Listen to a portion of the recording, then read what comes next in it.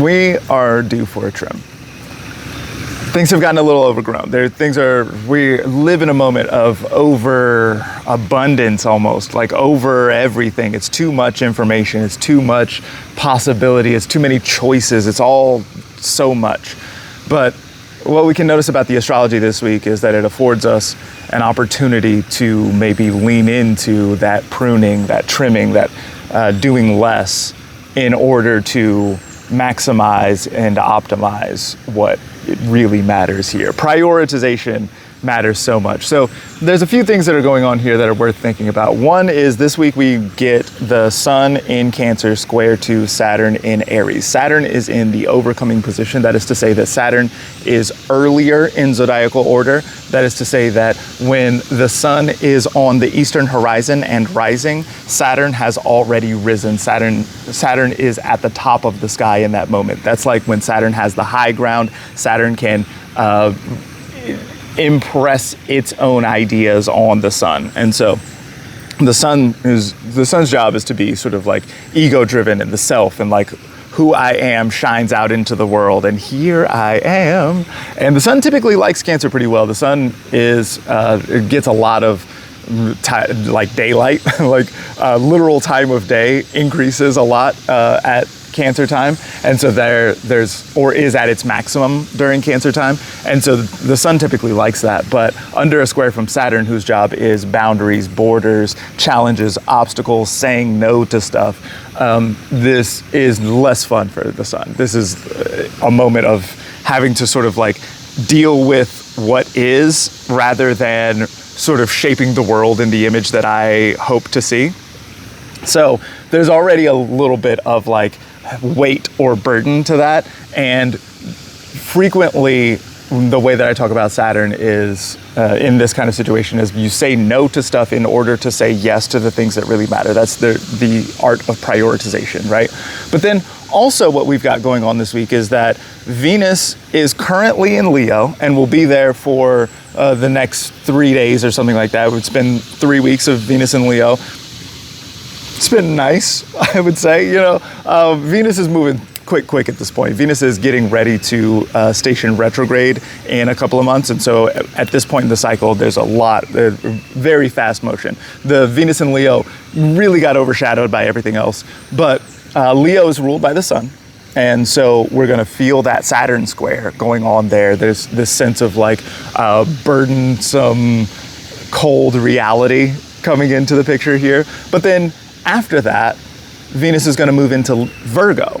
And as Venus moves into Virgo, then we're going to see not only a conjunction to the South Node there in Virgo, but also Venus moving into fall. So Venus is the planet of cooperation and harmony and beautiful things and arts and stuff that feels good and tastes good. The idea of taste is a good one for Venus, not just how things, like the flavor of things, but then your personal taste and your subjective values and the things that you like versus the things that you don't like. Venus is a good indicator of that kind of thing. So Venus in Virgo is, the way that I describe this year after year is there's a Beyonce song called Pretty Hurts. And that song is about Beyonce, who is the baddest bitch who ever lived in the world, being concerned, looking in the mirror and seeing only flaws. All she can see is the things about her that are terrible. Venus in Virgo sometimes feels this way. Now, Venus in Virgo is really good for copy editing, for revision, for making sure that that mistakes don't get published. Venus in Virgo is very, very good at that kind of thing. Noticing where the flaws are in order to put them back together, put them into a place where they are no longer flaws, maybe even incorporate them in some kind of way that serves the larger goal. Venus in Virgo is great at doing that kind of thing.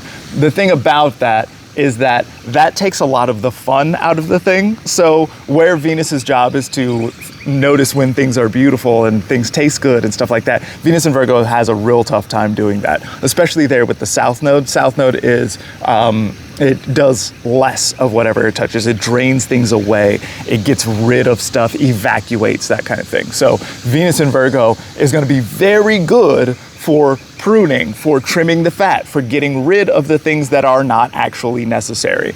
I would expect the sun has this sense of vitality to it, right? The sun is the source of all of life on earth. It is the source of the light. It is the source of the warmth. It is the source of literally everything that ever gets eaten comes from the sun, because the sun is what the plants eat, and then that is the beginning of the whole food web, right? Everything comes from that source, right? So there's something about the sun that has to do with vitality.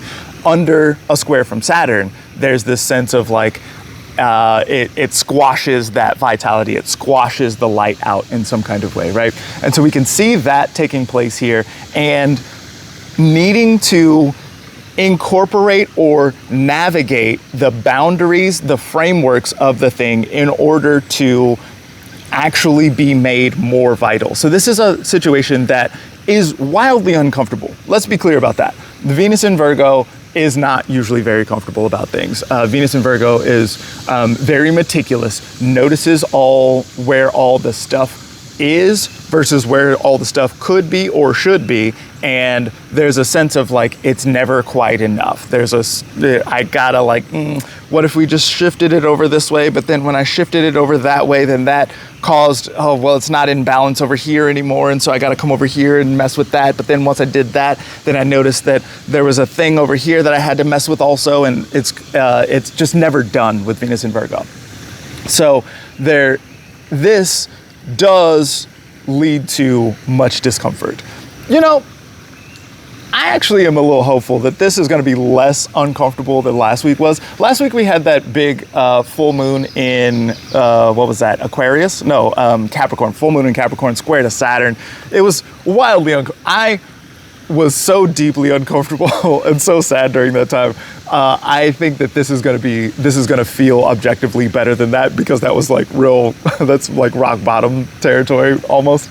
But and then we also had the Mars-Uranus conjunction. I was a little worried about unexpected explosions and stuff like that. We all survived that. Go us. And if you didn't survive, thank you so much for watching this forecast anyway. Appreciate your devotion. If you are so excited about Zamboni Funk content that you're going to come back from the grave, then you can also go to zambonifunk.com to get a reading. I do readings there. We can hang out for an hour and talk, or we can do a 10-minute video like this where I'll speak directly to you and whatever is going on in your life. You can also learn how to do astrology at zambonifunk.com. There's a thing called Astrology from the Ground Up. It's a nice course for beginners in astrology. It will start from the very bottom, from the ground, and then you'll be able to read charts by the end of that. So go to zambonifunk.com, check all that stuff out. Get familiar with the music, because there's new music coming pretty soon.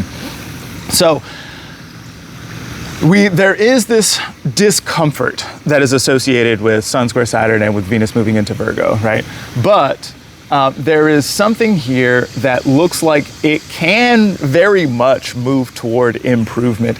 In fact, one of the things that I've noticed very much in the charts of stars and luminary figures, like people who are celebrities, people who are very important artists and entertainers and important luminaries in whatever field they're in, those folks often have to navigate, a situation like fall. So Saturn is in fall in Aries, or Venus is in fall in Virgo. This is like the least comfortable position possible. This is the place where it is most difficult to do the thing that planet does. Saturn's job is boundaries and long-term vision of consequences. Aries is terrible with the long-term vision of consequences. Venus's job is beautiful things and harmony, and Virgo is very good at noticing where the problems are, not as good at noticing beauty, right? So this is a situation where there is deep difficulty here. However, it is that difficulty that ultimately serves greatness. And you know what else serves greatness? prioritizing things, not doing the things that don't matter. Don't do the things that don't matter. Don't pay attention to the things that don't matter. That's part of what we've got going on right now. That's part of why there is so much insanity in the world and in our social communities, because there's too much happening and we don't know how to do less of it. We don't know how to turn the faucet down. So it's just a deluge of all of this information and all of these ideas and emotions and all of that, right? We need to operate inside a framework, and that framework necessarily will exclude some stuff.